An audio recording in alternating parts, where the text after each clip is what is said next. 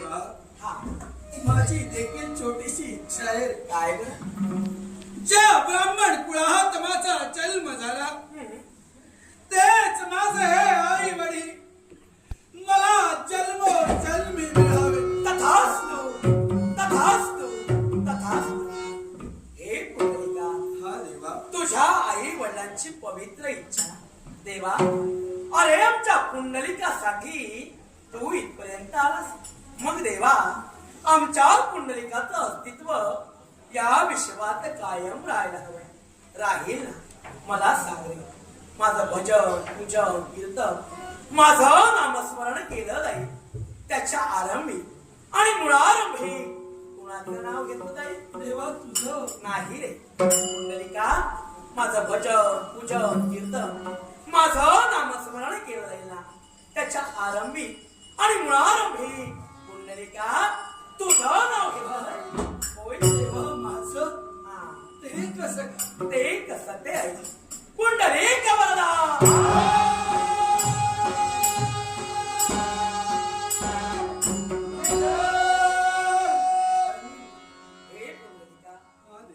कलियुगाच्या ठाई भागवत धर्माची स्थापना होईल. दिंड्या पताका घेऊन टाळ मृदुंगाचा गजर करत विठ्ठल नामाच्या घोषात प्रत्येक माझा भाविक भक्त पायी वारी करत करत या पंढरपुरापर्यंत येईल. आता पायी वारी करते याला कारण म्हणजे तुझ्या आई वडिलांकरवी नकळत घडली ती पदयात्रा म्हणजेच पायी वारी. त्याची आठवण, त्याचं प्रतीक म्हणून प्रत्येक माझा भाविक भक्त अगदी पायी वारी करत करत आषाढी एकादशी आणि कार्तिकी एकादशीला मला भेटण्यासाठी या पंढरपुरात येतील. मग या पंढरपुरात आल्यानंतर पहिल्यांदा दर्शन कुणाचं रे घेतील? देवा तुझं नाही रे.